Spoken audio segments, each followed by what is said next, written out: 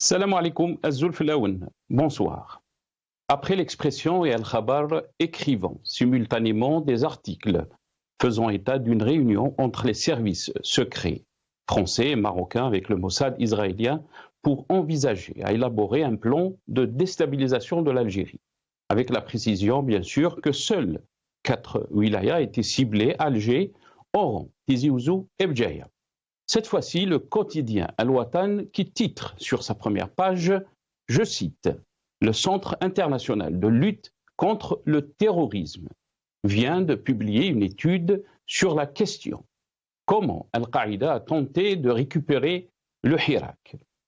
Je cite l'article d'Al-Watan et là j'ouvre la parenthèse, « Le Centre international de lutte contre le terrorisme basé à La Haye aux Pays-Bas a consacré un long article d'une trentaine de pages sur les tentatives de l'organisation terroriste Al-Qaïda d'influencer le mouvement populaire Hirak, de sorte à relancer ce funeste projet en Algérie et dans toute la région du Maghreb, intitulé « La stratégie algérienne d'Al-Qaïda », tentative de récupérer le Hirak et de réhabiliter l'image du salafiste djihadiste.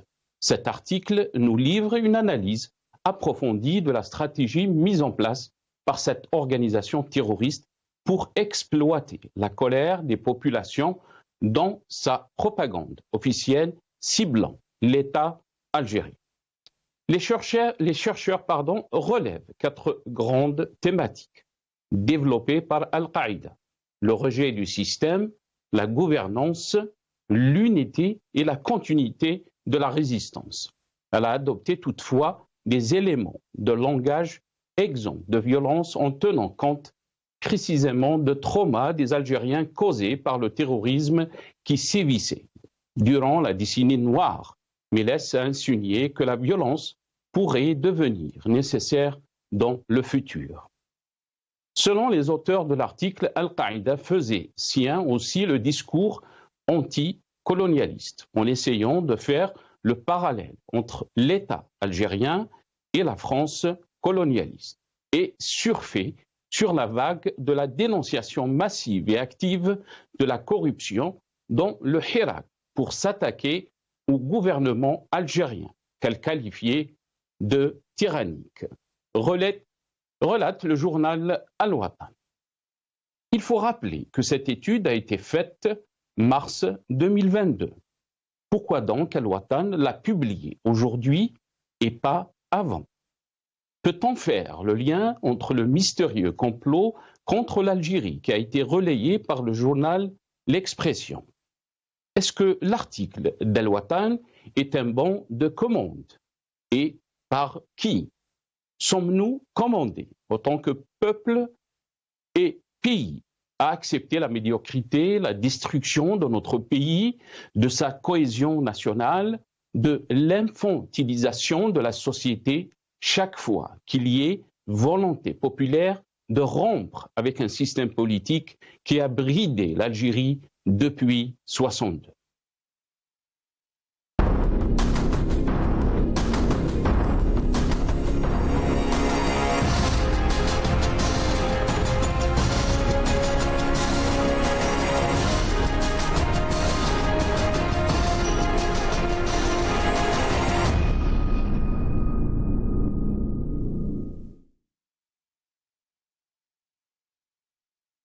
Journal Al-Watan, comment Al-Qaïda a tenté de récupérer le Hirak? Point d'interrogation, point d'exclamation, le titre de notre émission pour ce soir. Et pour en parler, j'aurai le plaisir d'accueillir Maître Issa Rahmoun, avocat et vice-président de la FID, la Fédération internationale des droits humains, qui est avec nous depuis la France via Skype. Maître Issa Rahmoun, bonsoir, merci beaucoup d'avoir accepté l'invitation.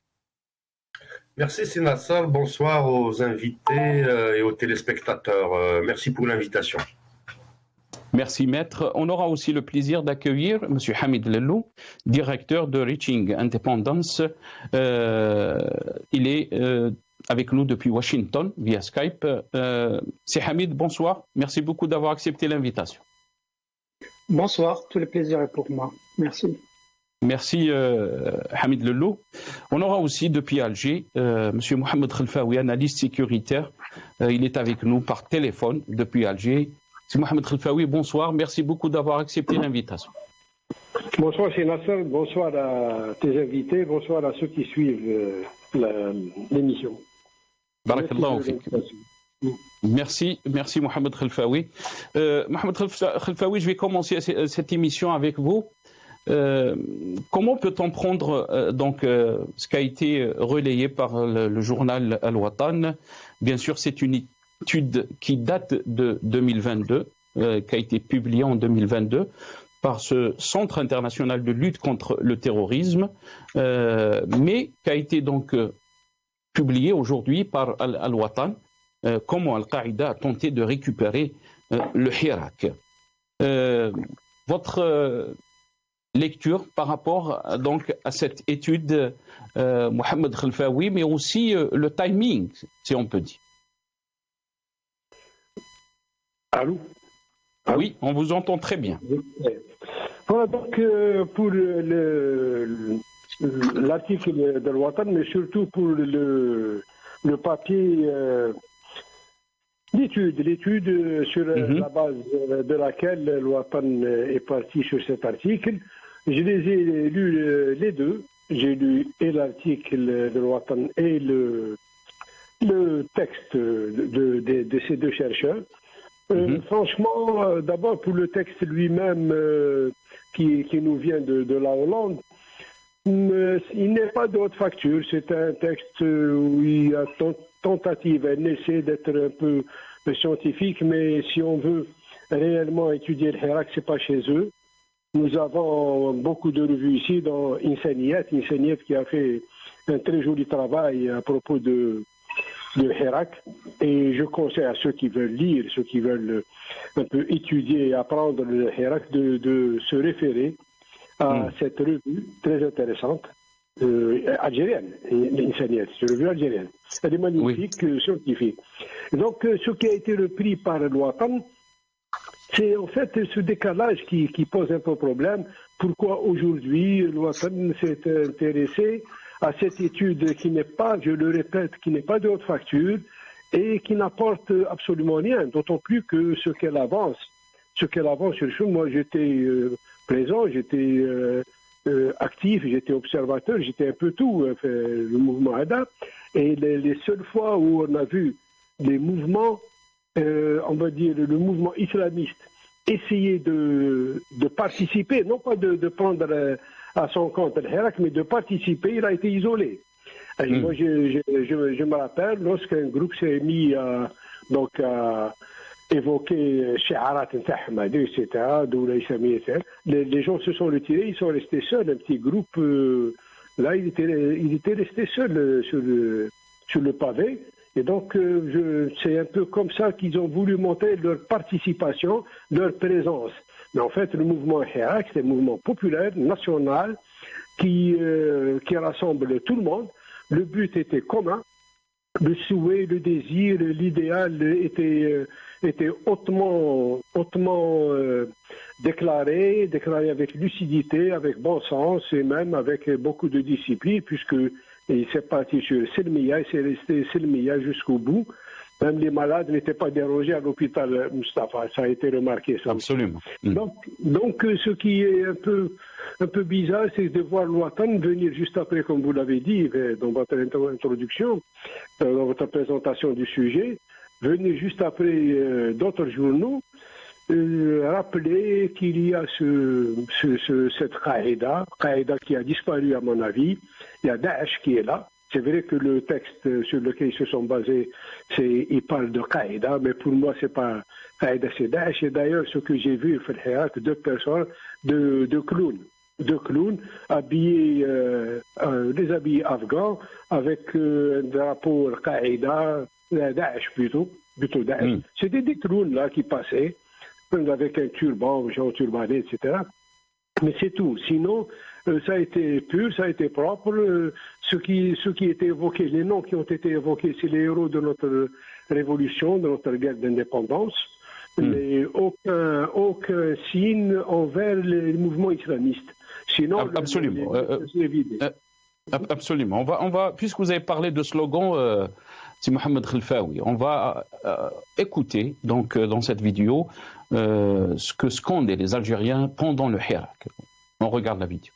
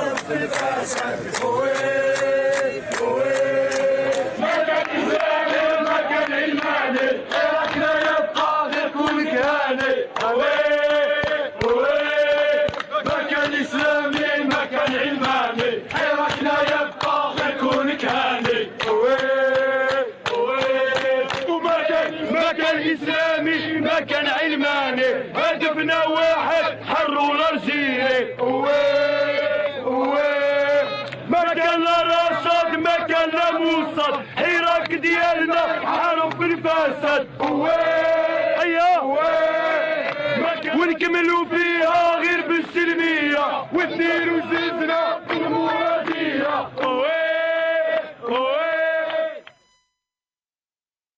Mohamed Khelfaoui, on a entendu bien sûr les slogans qui étaient très clairs, Makan la Rachad, Makan la Moussad, Makan la Islami, Makan la Ilmani. Le Hirak était très clair par rapport à ces revendications, mais aussi à l'idéologie qui avait aucune idéologie qui avait donc fait bouger ce Hirak, si on peut dire. Très rapidement, votre réaction par rapport à ces slogans, Mohamed Khelfaoui. Non, les slogans, je les connais, tout Algérien qui a vécu la chose les connaît, même ceux qui sont restés chez eux. Donc il n'y a rien de nouveau pour moi. Mais attention, vous avez indiqué, vous avez plutôt cité Rachad. Là, on parle de Daesh. Rachad était un tant soit peu présente. C'est-à-dire par certaines déclarations de certains leaders de Rachad, et elle voulait se montrer présente, partie prenante. Là, on ne peut pas nier ça. Si Nasser, j'étais dedans. Hein. Là, mais ce que je voulais dire, c'est que le Hirak n'avait pas accepté, si on peut dire, donc cette orientation idéologique. Oui. Il était très clair. Oui, absolument. Et ça a été rejeté de manière catégorique, claire, simple, et les gens étaient prêts à en découdre. C'était en découdre, toujours, c'est-à-dire se disperser. Dans le cas où il y a un semblant d'orientation dans ce sens, les gens se dispersaient. Là, j'ai vu ça. Donc, Makench, il n'y a rien. Très bien, reste avec nous. Moi, je m'attendais à une étude théorique dans le sens où on nous montre comment on peut manipuler aussi bien les responsables que le peuple, comment ils ont agi par l'argent, par d'autres le détournement des idées, etc. Je n'ai pas trouvé tout ça, c'est nul. Je vous dis, il n'y a pas d'autre façon. Je parle de l'article sur la base duquel le Ouattara a fait le sien. Sur l'étude sur la base de laquelle l'étude elle-même n'est pas intéressante du tout, franchement, elle n'apporte rien. Voilà. Très bien, c'est Mohamed Khelfaoui. Rappelons que vous êtes analyste sécuritaire. Maître Issa Rahmoun, je vous donne la parole. Vous avez entendu donc la réponse de Mohamed Khelfaoui. Pourquoi donc publier cet article? Bien sûr, le titre nous fait rappeler aussi le titre de l'expression, mystérieux complot contre l'Algérie, on l'a vu cette semaine. Al-Khabar aussi qui est revenu اجتماع في إسرائيل لخلق الفوضى في 4 ولايات جزائرية. Et là, l'Ouattara, il nous sort aujourd'hui comment Al-Qaïda a tenté de récupérer le Hirak. Pourquoi donc cette étude a été publiée aujourd'hui alors qu'elle a été faite en mars 2022? Est-ce qu'on veut faire peur aux Algériens? Votre lecture, Maître Issa Rahmoun? Rebonjour, je dirais que on dit que jamais 203, effectivement, après les deux papiers de l'expression et le Khabar, arrive aujourd'hui le papier de l'Ouattara. Il faut signaler, comme vous l'avez présenté, que l'article remonte à mars 2022, c'est-à-dire après 14 mois du mois de mai 2021, où la classification de deux organisations, deux entités comme étant entités terroristes, à savoir le MAC et Rachad, une classification arbitraire qui ne répond pas aux standards international, dirais-je, mais aussi à la réalité du terrain, parce que là, c'est vraiment une procédure arbitraire qui a ses relents et ses arrière-pensées politiques, bien sûr, c'est réfléchi et délibéré par un régime qui se veut autoritaire et dominateur. Aujourd'hui, le Khabar al-Watan, pardon, c'est du réchauffé.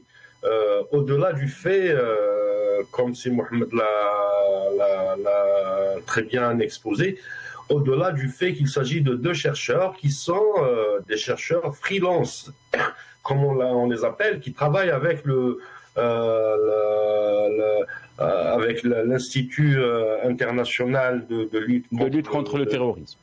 Contre le terrorisme, c'est des chercheurs qui contribuent dans ce centre, mais je n'ai pas trouvé cette publication dans le site lui-même. Donc, elle n'est pas rendue publique dans le site, mais il s'agit d'un travail qui est proposé à l'ONG et qui est publié à travers d'autres canaux que la page officielle de l'organisation elle-même. Pourquoi maintenant ? Une question très importante. Pourquoi maintenant ? Et qu'est-ce qui arrive, les échéances futures ? Donc l'échéance. Est-ce que c'est lié, vous voulez dire, est-ce que c'est lié au présidentiel de 2024 ? C'est ça. Mais tout à fait, on ne peut pas se déconnecter. Tout est lié à cette présidentielle qui arrive dans une année et les grandes manœuvres. Effectivement, les manœuvres politiciennes commencent aujourd'hui. C'est tout à fait normal. Il faut dire aussi que la lutte contre le terrorisme et la lutte contre les extrémismes, contre le racisme, contre tout ce qui est négateur de l'humain dans toutes ses dimensions, est une lutte internationale, est une lutte des droits de la personne humaine, est une lutte démocratique. Et la promotion, effectivement, des constructions des États de droit. Par contre, cette étude balancée, cette étude réchauffée, qui n'est pas une étude, mais ça reste, c'est des recoupements d'informations. Pourquoi l'Ouatan, la question qui se pose, pourquoi l'Ouatan qui avait des difficultés financières, des difficultés de financement aussi, des difficultés dans la rédaction, dans leur fonctionnement, n'ont pas publié cet article en 2021, plutôt en 2022, juste après sa parution. La réponse est très claire. Ils étaient en difficulté, ils étaient dans un processus de négociation. Vous pensez que c'est un bon de commande, entre guillemets ? C'est un bon de commande, vous avez utilisé la meilleure formule, Sénassa. C'est un bon de commande du régime algérien pour justifier pour codifier et justifier des lois à venir et des stratégies politiques à venir, sachant que la présidentielle se présente dans une année et demie à peu près. Donc aujourd'hui, il s'agit de mettre l'orchestre, tout un orchestre, pour la préparation d'un second mandat, d'un deuxième mandat du chef de l'État actuel. Et le bourourou, c'est toujours la culture du régime algérien depuis l'indépendance, le bourourou étranger. Ça me rappelle subitement en 2012 la démarche entreprise par les Russes et les Bélarusses quand ils ont décidé de faire la razzia sur les organisations de la société civile, de la presse indépendante en Russie et en Bélarussie. La dissolution de Viasna et Mémorial, deux organisations, une Bélarusse et la deuxième Mémorial, était dans la foulée de la stratégie de Poutine, dans cet ordre mondial qui se veut, selon Poutine et selon son entourage et les États qui marchent avec sa politique, de la création d'un monde multipolaire. Donc aujourd'hui, on retrouve en Algérie des similitudes, voire les mêmes pratiques qui sévissent en Algérie. Quand le Watan annonce ou les deux journaux, les précédents qui sont l'Expression et le Khabar, il y a 4 wilayats qui sont réputés, Oran, qui avait un mouvement du Hirak assez important, et puis c'est l'ouest du pays, c'est la capitale de la corruption, de la grande corruption. Alger, qui est la capitale du Hirak, et la Kabylie, qui est réputée depuis l'indépendance comme étant le syndicat national de l'opposition. Très bien. Restez avec nous, Maître Issa Rahmoun. Hamid Lellou, je vais revenir à vous. Est-ce qu'il n'y a pas une contradiction dans cette publication d'Al Watan, sachant que le pouvoir algérien a fait de cette journée du Hirak une journée bénie, même le Hirak el-Mubarak, et même c'est une journée fériée en Algérie. Est-ce qu'il n'y a pas une contradiction quand on dit que quand le Watan donc titre ou publie cette étude, comment Al-Qaïda a tenté de récupérer le Hirak, alors que même à Washington, où vous êtes, les autorités américaines étaient émerveillées par le Hirak et son pacifisme. Hamid Lellou. Je me dois de faire quelques points pour répondre à cette question. Déjà, votre éditorial qui était clair, je répondrai brièvement aux questions de votre éditorial. Est-ce que c'est de la récupération? Oui, c'est la question que vous posiez dans le vidéo. Est-ce qu'il y a manipulation? C'était votre question. Je dis oui. Est-ce qu'il y a tentative de récupération? Je dis oui. Ça, c'est pour répondre aux questions que vous avez posées vous-même lors de votre éditorial. Maintenant, quant au titre de Al-Watan, et même aux remarques de vos invités que je salue au passage, Maître Issa Rahmoun, que je salue, et Monsieur Khalfaoui d'Alger, je pense qu'ils se sont un peu trompés sur le contenu de ce travail. Premièrement, c'est un travail académique. Et dans le travail académique, il y a 2 types de travaux. Il y a le travail qualitatif et le travail quantitatif. Et d'emblée, les 2 chercheurs ont parlé de travail qualitatif. Donc, il n'y a pas de quantitatif. Ils n'ont pas été à la rencontre des acteurs directs ou indirects du Hirak, ni à la rencontre des éléments d'Al-Qaïda, ni au soutien du pouvoir, ni aux citoyens algériens, que ce soit en Algérie ou ailleurs. Donc, ce n'est pas un travail quantitatif. Il est strictement qualitatif. Donc, ils se sont basés sur des publications sur Internet émanant de sites qui sont soi-disant les sites d'Al-Qaïda. Ça, c'est un. Numéro 2, ils n'apportent rien de nouveau par rapport à ce qu'est le Hirak ou à la compréhension de Hirak. Ce n'est pas leur but. Leur but, c'est de faire une étude qualitative comparative. C'est-à-dire, pour eux, l'essentiel de tous leurs papiers, c'est de comparer les narratifs ou le récit et les approches de Al-Qaïda contre Al-Qaïda dans le Maghreb. C'est ça les points qui sont importants dans l'étude, qu'on ne se trompe pas. Ils n'essayent pas d'apporter quelque chose de nouveau, ils essayent de faire une analyse comparative entre les 2 organisations parce que eux, ils font le distinguo ou la distinction entre les organisations Al-Qaïda qui est globaliste et Al-Qaïda dans le Maghreb qui est régional. Et à cela, ils ont opposé les 2 idéaux qui sont l'idéal internationaliste d'Al-Qaïda et de Hakmi et l'idéal national ou nationaliste de Al-Hirak. Et qu'est-ce qu'ils ont fait pour faire ça? Ils ont trouvé des éléments non seulement comparatifs mais parallèles entre Al-Qaïda et Al-Hirak. Les 2 sont contre le régime corrompu, les 2 veulent le changement dans le pays, les 2 sont contre la corruption, les 2 veulent qu'il y ait un changement. À la différence qui est très très très grande, c'est que un mot clé dans le Hirak, c'était Silmiya, Silmiya, Silmiya. Alors que Al-Qaïda, connu, que ce soit Al-Qaïda, Daesh ou Al-Qaïda dans le Maghreb, c'est violence, violence, violence. Ce sont deux approches diamétralement opposées qu'on ne peut pas comparer. Donc leur comparaison, c'était AQMI versus Al-Qaïda. C'est ça qu'il faut tenir de ce travail. Maintenant, vous avez aussi mentionné les thèmes de cette étude qui rejoint l'idée dont je parlais, que Al-Qaïda et le Hirak partagent le rejet du système, l'unité, la bonne gouvernance, la continuation dans la résistance et bien d'autres éléments. Mais qui est tout à fait faux, Siham. Ce qui est faux, parce que c'est nuancé. Les papiers académiques, ils ne sont pas comme les papiers journalistiques. Ce qui est nuancé, c'est que ce que Al-Hirak avait dit, c'est vrai.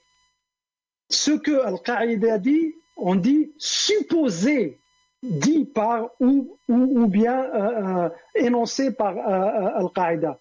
Ils supposent ou ils prétendent vouloir le changement positif. Alors qu'on sait les expériences, si on veut, les expériences des radicaux terroristes, qu'ils soient islamistes ou autres, ça n'a rien à voir avec la bonne gouvernance, ça n'a rien à voir avec la démocratie ni la liberté d'expression. D'ailleurs, dans l'article, ils disent qu'il y a un rejet de la femme, alors que le Hirak a associé la femme. La femme a été une partie intégrale et intégrante du mouvement Hirak. Et on a vu les marches du 8 mars, par exemple. C'était bien sûr. Donc et c'est pour ça, je pense qu'il faut qu'on fasse attention. Je ne suis pas là pour défendre les deux chercheurs, mais leur travail, ce n'était pas de comparer le Hirak avec Al-Qaïda, mais aller revoir la copie originale. La copie originale en anglais, c'est la comparaison qualitative entre la narrative ou bien le récit d'Al-Qaïda dans le Maghreb et Al-Qaïda international. C'est ça le cœur de leur travail. Maintenant, il y a des détails par-ci, par-là. Ils ont parlé de la cooptation. Mais est-ce qu'il n'y a pas d'intention de faire peur aux Algériens, entre guillemets, Hamid Lello, quand on titre comment Al-Qaïda a tenté de récupérer le Hirak, alors que... Mais c'est une question légitime. Al-Qaïda et bien d'autres ont essayé de récupérer le Hirak et le régime lui-même. Et justement, c'est pour ça qu'ils ont utilisé la cooptation dans leur analyse avec la définition de cooptation, c'est-à-dire récupérer le mouvement. Il n'y a pas que Al-Qaïda qui a essayé. Al-Qaïda a essayé, mais il n'a pas réussi. La réponse a été claire et nette de la part du peuple algérien. J'ai pas le message, je me rappelle plus comment ils le disent, mais ils disent que le Hirak n'a rien à voir avec l'islamisme ou quoi que ce soit. Nous, ni Ilmani, ni Islami, le Hirak, et puis c'est tout. Donc il y a eu une réponse populaire directe. La cooptation, par contre, ce que l'article ne dit pas, il n'y a pas que Al-Qaïda qui a essayé de récupérer la cooptation. Qu'est-ce que c'est la cooptation? C'est-à-dire de récupérer le régime, alors que la cooptation d'un mouvement social non violent se fait aussi bien par des groupes, les tentatives, se font aussi bien par des groupes terroristes que par les régimes qu'on combat.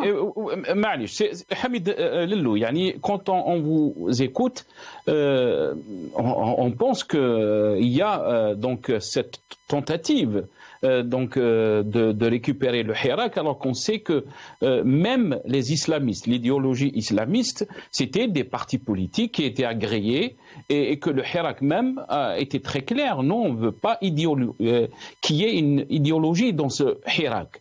C'est un Hirak de tous les Algériens, de toutes les tendances politiques. Et dire que des extrémistes qui prônent la violence voulaient donc récupérer ce Hirak, est-ce que ne pas aussi dire que jouer la carte du régime, entre guillemets, ou du pouvoir algérien? Très rapidement, je dois rendre la parole à Mohamed Khalfa. Justement, la réponse, elle est dans votre question et dans le commentaire de vos invités à se demander le timing. Comment se fait-il que ce papier sur la soi-disant cooptation, la récupération des islamistes sur le mouvement de l'Irak arrive au moment où le régime actuel, qui est le même, qui n'a pas changé, essaye d'instrumentaliser cette violence, que ce soit par rapport au terrorisme, avec les attaques qui se sont faites sur des éléments de l'armée nationale, ou bien par des soi-disant réunions de groupes étrangers, de services étrangers qui essayent un petit peu de viser la stabilité de l'Algérie. Mais moi, ce que je dis, c'est que tout le monde a essayé de récupérer le Hirak, y compris les islamistes terroristes, y compris les islamistes de Rached, mais même le public a refusé, y compris le régime qui a essayé de mettre quelques éléments comme Taleb el-Ibrahimi, Ben Bitour, etc.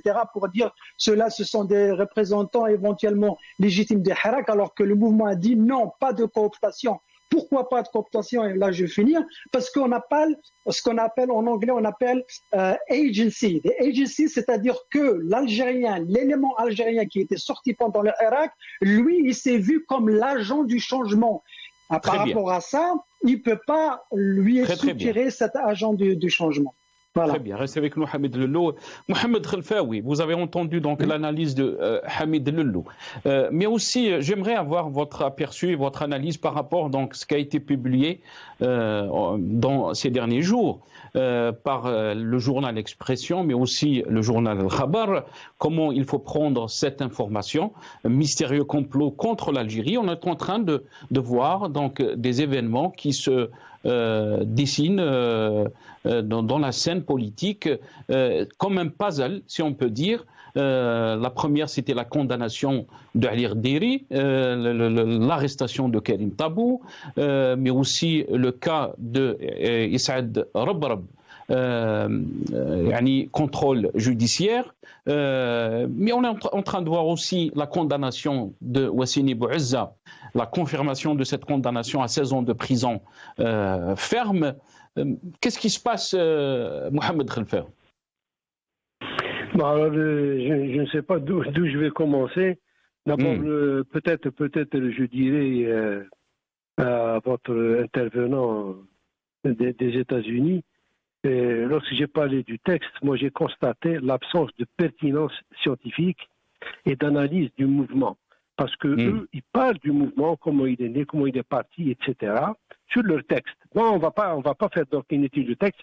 S'il a besoin de comprendre un petit peu le côté scientifique, et lorsqu'il sera à Alger, il m'appellera. Je lui expliquerai ce qu'il n'a pas compris. Et confondre Al-Qaïda qui, elle, et c'est bien précisé sur le texte des deux chercheurs, on va dire, là tout le monde cherche maintenant. État islamique et charia. Par contre, le Hirak, la islamia ou la ilmania. Ilmani, absolument. Ni laïque. OK. Donc, ce sont deux choses différentes. Maintenant, récupérer le Hirak, je ne sais pas ce qu'il a avancé, ou Qaïda ou l'Ukraine, c'est une absurdité et c'est une énorme faute pour ceux qui veulent le changement parce qu'ils ont mélangé le tout et ils ont permis l'accélération de la dislocation, la désintégration du mouvement. Voilà ce que c'est de chercher à prendre, au lieu de laisser ça. Ensuite, essayons de s'organiser tous ensemble pour le futur du pays, futur, Inch'Allah, bien sûr, évidemment. Voilà, ils ont voulu jouer le petit jeu des débutants, ou des gens immatures, rentrer dans le Hirak et chercher à le récupérer. Quoique, je n'ai pas pensé à ça parce que je n'ai pas vu. Je ne pense pas qu'ils ont cherché à récupérer, ils ont cherché à s'intégrer à l'intérieur. Peut-être, et ils ont été rejetés, j'étais présent, je n'étais pas ailleurs, j'étais là à Alger, et je sais ce que je dis.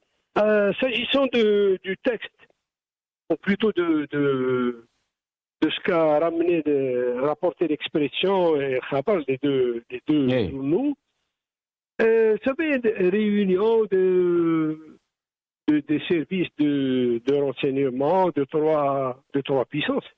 L'une régionale, le Maroc, l'autre, c'est régionales, Israël et la France. Moi, je dis, si on vise ici, d'abord pour l'État d'Israël, l'entité sioniste a dit, parce qu'on ne reconnaît pas cet État chez nous, et moi non plus, c'est un Kayan, Sahyonien. D'abord, on n'a pas de problème, comme l'avait dit le président lui-même. Il a dit, le président de la République, nous n'avons pas de problème avec Israël. On a la question palestinienne qui nous divise et nous sommes du côté des Palestiniens jusqu'à la fin. Donc, à peu près ça. C'est pas mot à mot, mais à peu près ça, ce que l'on dit. Donc, on n'a pas de casus belli entre nous et l'entité sioniste. Parce que les gens qui ne reconnaissent pas encore l'État en tant qu'État, l'entité sioniste en tant qu'État, ils sont nombreux. Et ce n'est pas parce que je ne te reconnais pas, tu ne me reconnais pas, et c'est tout. Pour le Maroc, moi, je crois que c'est un pays qui travaille. Il veut aller de l'avant. Maintenant, comment? Lui, il a une stratégie, il a un but, il a une vision pour le Maroc impérial. Il travaille en conséquence. Il s'allie au diable. Il s'allie au diable, peu importe ce que peuvent penser les autres. À nous de travailler dans le sens de notre vision, dans le sens de notre politique légaliste, etc., vis-à-vis des autres peuples.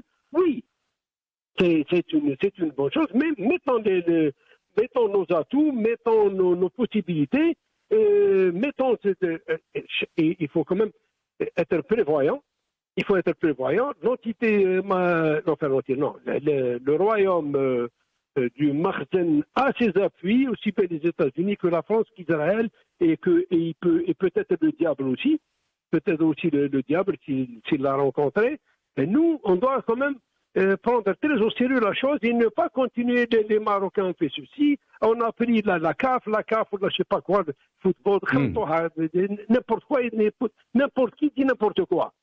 Est-ce que prendre au sérieux, comme ça a été publié dans le journal Al-Khabar et l'expression, ces titres mystérieux complot contre l'Algérie, sachant, Mohamed Khelfaoui, que cette théorie du Bourourou, comme ça a été rappelé par Maître Issa Rahmoun, elle ne date pas d'aujourd'hui. On va regarder cette vidéo, je reviens à vous très rapide.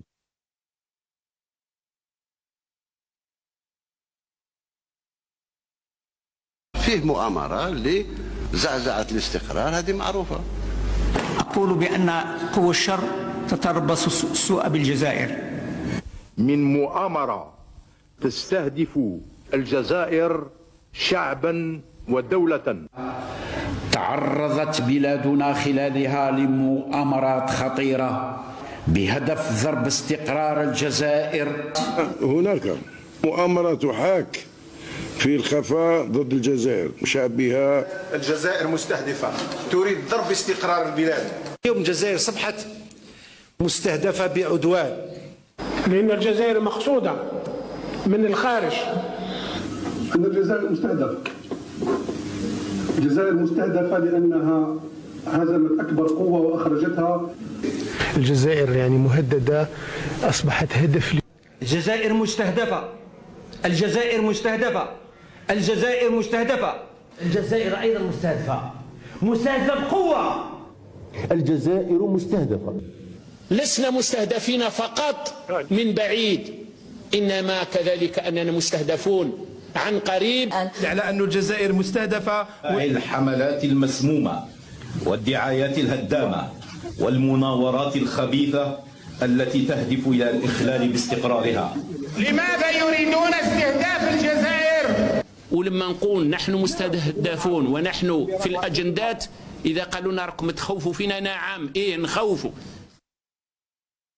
Mohamed Khelfaoui, vous avez entendu depuis les années 90, on n'arrête pas de marteler les Algériens que l'Algérie est visée par des complots. Est-ce qu'à force de répéter ce mot, الجزائر مستهدفة, الجزائر مستهدفة, même s'il y a une vraie menace sur l'Algérie, le Chaboulé, mais يمنش, on n'y croit plus. شوف سي ناصر lorsqu'on regarde un peu ce qui est arrivé aux républiques arabes, je parle des républiques, depuis l'invasion de l'Irak et l'occupation de l'Irak, parce que l'Irak est colonisé par les forces américaines à ce jour, n'est-ce pas?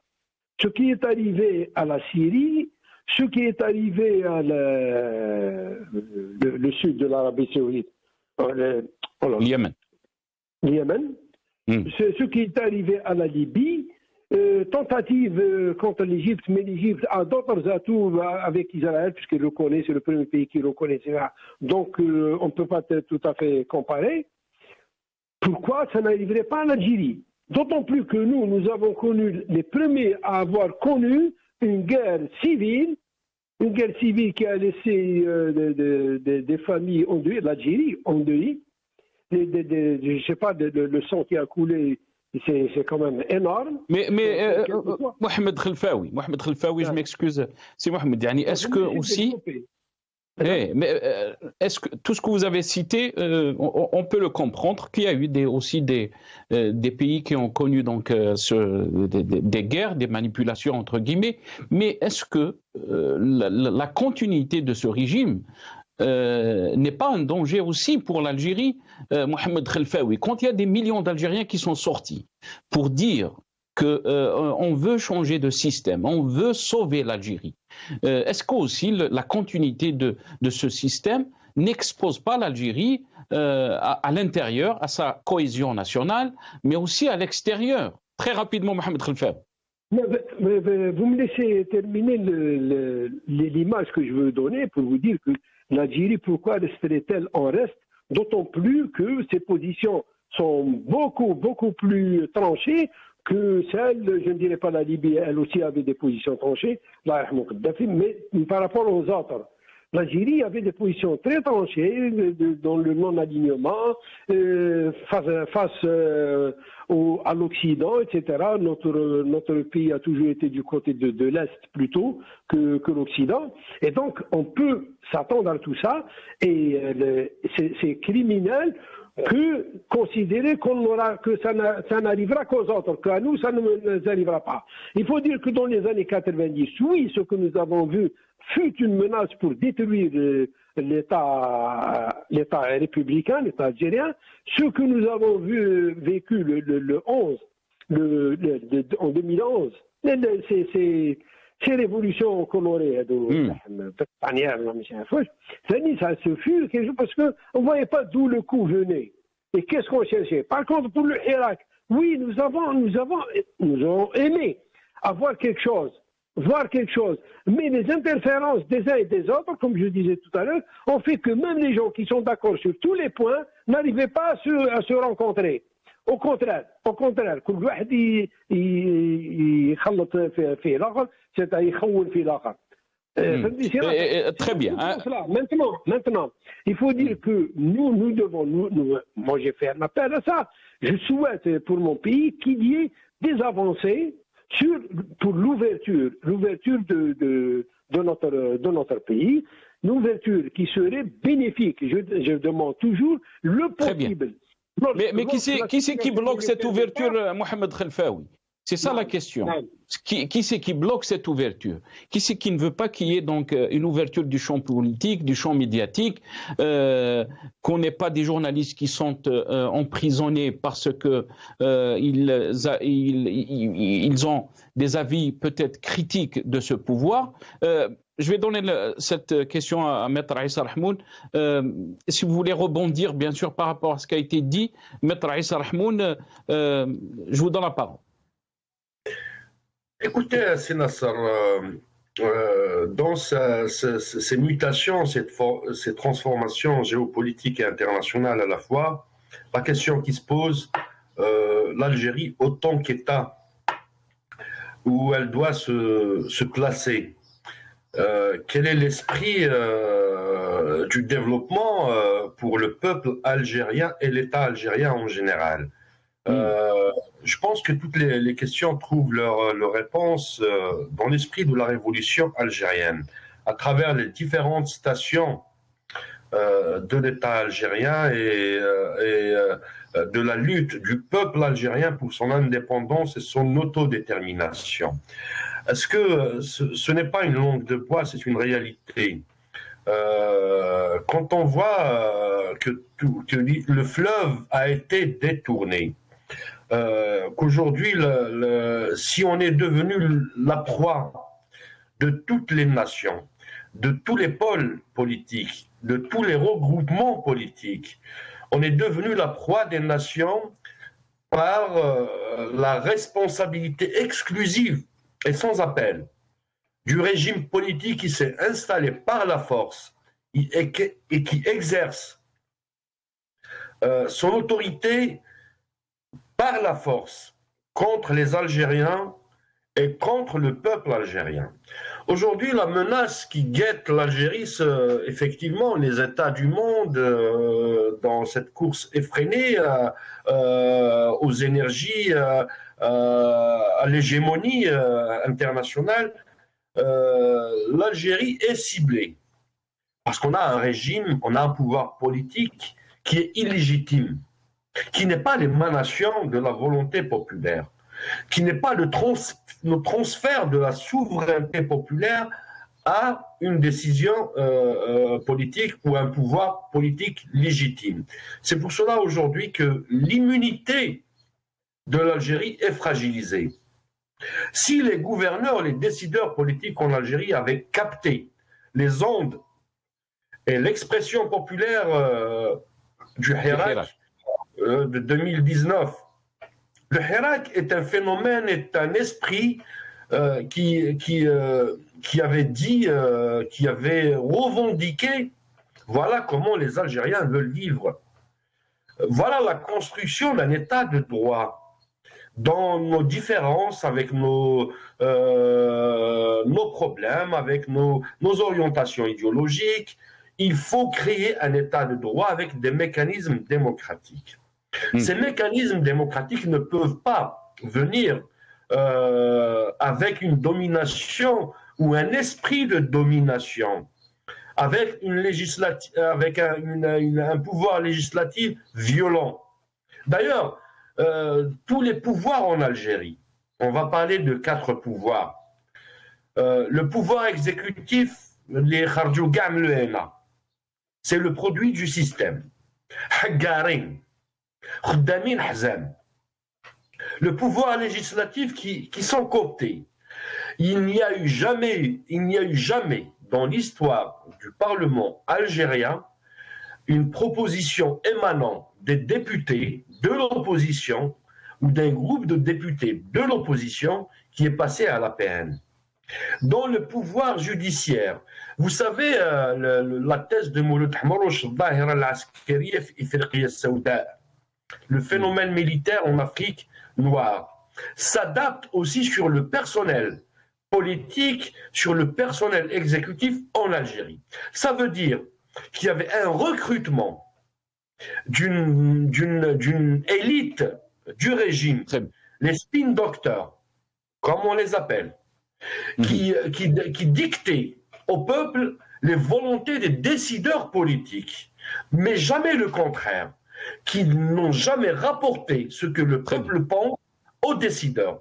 Le pouvoir, c'est la même chose pour le pouvoir judiciaire, et on le retrouve actuellement dans le 4e pouvoir reconnu dans les dernières années, qui est le pouvoir de la presse ou des médias, où ils arrivent à dicter au peuple ce que le pouvoir politique réel pense. Très bien. Ça, c'est de la manipulation. Donc, on est dans un régime autoritaire, dictatorial. Et quand on est dans un régime autoritaire et dictatorial à la fois, il manque de légitimité populaire. La légitimité populaire, c'est le rempart, le seul rempart, seule garantie populaire, législative, de négociation contre la menace sur l'intégrité de l'État. Merci maître, excusez-moi, je vous ai pressé parce qu'il ne me reste pas beaucoup de temps. Hamid Lellou, est-ce que ce régime aussi a la responsabilité, bien sûr, d'exposer notre pays à une aussi ce qui a été dit par maître Issa Rahmoun, c'est parce qu'il n'y a pas de légitimité, parce qu'il y a eu une rupture avec la volonté populaire de changer de système. Très rapidement, je vous laisse le mot de la fin, Hamid Lellou. Absolument, absolument. C'est le régime, d'ailleurs le régime qui devient la source de tous les problèmes de l'Algérie. C'est le régime qui menace, je dirais même l'existence de l'Algérie comme nation.